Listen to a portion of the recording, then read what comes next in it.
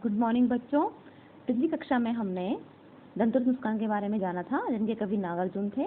अब फसल कविता के कवि भी नागार्जुनी हैं। आज हम फसल कविता के बारे में जानेंगे कि फसल कविता की जो रूपरेखा है वो कुछ इस प्रकार से है कि फसल शब्द सुनते ही खेतों में लहलहाती फसल आंखों के सामने आ जाती है, परंतु फसल है क्या और उसे पैदा करने में किन किन तत्वों का योगदान होता है, इसे बताया है नागार्जुन ने अपनी कविता फसल में। कविता यह भी रेखांकित करती है कि प्रकृति और मनुष्य के सहयोग से ही सृजन अर्थात निर्माण संभव है। बोलचाल की भाषा की गति और लय कविता को प्रभावशाली बनाती है। कहना न होगा कि यह कविता हमें उपभोक्ता संस्कृति के दौर में, उपभोक्ता संस्कृति कौन संस्कृति होती है, अर्थात मशीनरी युग में भी कृषि संस्कृति के निकट ले जाती है। अब हम पढ़ने जा रहे हैं फसल में कवि शुरुआत कुछ इस प्रकार से करते हैं कि एक के नहीं, दो के नहीं, ढेर सारी नदियों के पानी का जादू। अब यहाँ पर कवि फसल अर्थात होता है पैदावार। अब कवि कहना चाहते हैं कि जब फसल उगती है तो क्या होता है कि उसमें एक के नहीं, दो के नहीं, ढेर सारी नदियों के पानी का जादू होता है। तो ढेर सारी नदियों का जादू किस प्रकार से होता है कि जब बादल होते हैं तो बादल क्या करते हैं, बादल पानी जो है वो बहुत सी नदियों से लेते हैं और बहुत सी नदियों से लेकर फिर बादल वर्षा कर देते हैं, और जब बादलों की वर्षा होती है तो खेत जो होता है वो हरा भरा हो जाता है। तो यहाँ पर कवि का कहने का मतलब है कि जब बहुत सारी नदियां इकट्ठे होकर बादल को मतलब पानी से भर देती हैं और बादल वर्षा कर देते हैं तो क्या होता है, खेतों की जो सिंचाई होती है बहुत अच्छे तरीके से हो जाती है।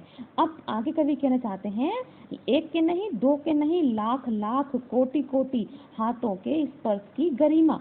अब कोटि कोटि यानी करोड़ों। अब कवि कहना चाहते हैं कि जब क्या होता है कि जब फसल की हम केवल एक दो मनुष्य का ही नहीं अपितु लाखों करोड़ों मनुष्य का परिश्रम मिलता है, और उसमें केवल एक दो खेतों की नहीं अपितु हजार हजार खेतों की मिट्टी का गुणधर्म भी मिलता है, तब खेतों में लहलहाती फसल पैदा होती है।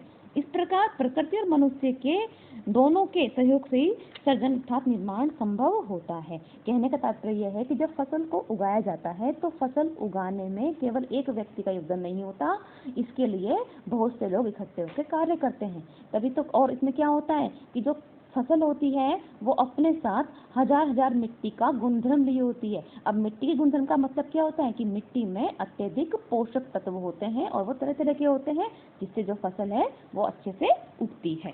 तो यहाँ कहना का मतलब है कि इस प्रकार प्रकृति और मनुष्य दोनों के सहयोग से ही सृजन संभव होता है, सृजन अर्थात निर्माण संभव होता है।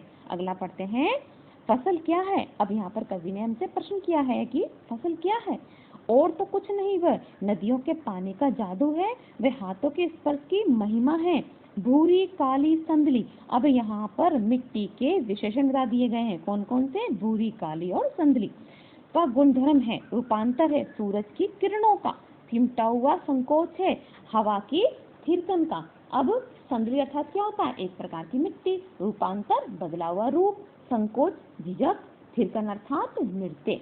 अब कवि यहाँ पर कहना चाहते हैं कि जो फसल है उस पर क्या होता है कि हाथों के स्पर्श की महिमा, जब हाथ उसमें कई हाथ लगते हैं तो उसकी महिमा का ही जो फल होता है वो फसल होता है। कवि ने बताया है कि फसल को पैदा करने में प्रकृति और मनुष्य दोनों का ही सहयोग होता है, इसी से सृजन संभव होता है। इसलिए कवि कहता है फसल का कोई स्वयं अपना कोई अस्तित्व नहीं होता, वो नदियों के द्वारा उस पानी का जादू है। अब कहने का मतलब है कि फसल का केवल अपना एक अकेला रूप नहीं होता, उसके साथ कई रूप शामिल है, जैसे कि नदियों के द्वारा दिए गए उस पानी का जादू है जिससे फसल की सिंचाई हुई थी, वह तो लाखों करोड़ों मनुष्य द्वारा किए गए परिश्रम की महिमा का फल है। और फिर क्या बताया है, मिट्टी के प्रकार, मिट्टी के विशेषण, वह तो भूरी काली संदली मिट्टी का गुणधर्म है जिससे फसल को बोया गया था, वह तो सूरज की किरणों का बदला हुआ रूप है। अब यहाँ पर कवि ने बस सूरज को भी बता दिया कि सूरज जो है वो क्या है, जीवन कारक है। सूरज जो है वो केवल मानव का ही जीवन कारक नहीं है, वो फसल का भी जीवन कारक है, सृष्टि का पालक भी है। कौन है, सूर्य, अर्थात सूर्य के गुण के बारे में भी हमें कवि ने परिचित कराया है कि जीने के लिए यदि मनुष्य को सूरज की रोशनी की आवश्यकता है तो फसल को भी उसी प्रकार से सूरज की किरणों की आवश्यकता पड़ती है, जिसके द्वारा फसलों को क्या होता है, रोशनी मिलती है।